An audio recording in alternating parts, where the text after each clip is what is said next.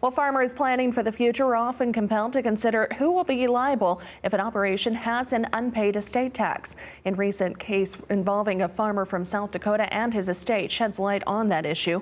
And Roger McEowen with the Washburn University School of Law now joins us for today's Rural Money segment. Roger, as always, thanks for taking the time today. Is a person that receives property from the descendant's estate personally liable for the unpaid tax?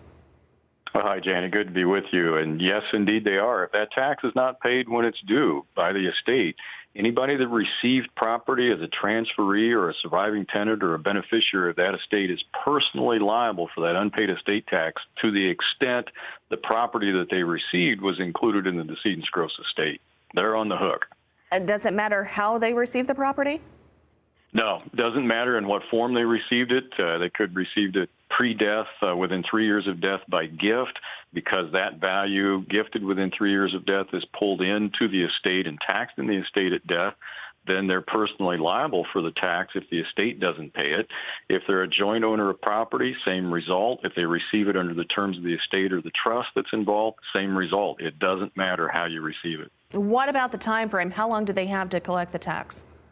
Well, IRS has 3 years from the date the estate tax return is filed to assess the tax, and then from that point, they have 10 years to file suit to collect the tax. So that's a long time. Do you have an example for us, Roger? Well, as you mentioned in your open, yes, there was a South Dakota case recently that got into this issue, and what you had was an older individual. Mom had already passed away, dad was still living on the farm, and he wanted a grandson to farm.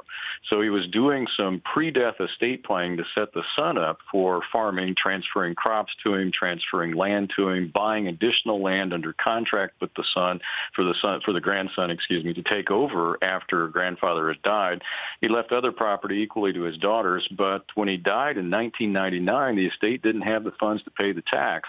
And so when they eventually filed the return in 2008, the IRS assessed the tax plus penalties plus interest and then sued to collect it 9 years after that, which in result was 19 years after grandfather died. And the court said that all those heirs are personally liable for the unpaid estate tax. Boy, that's rough.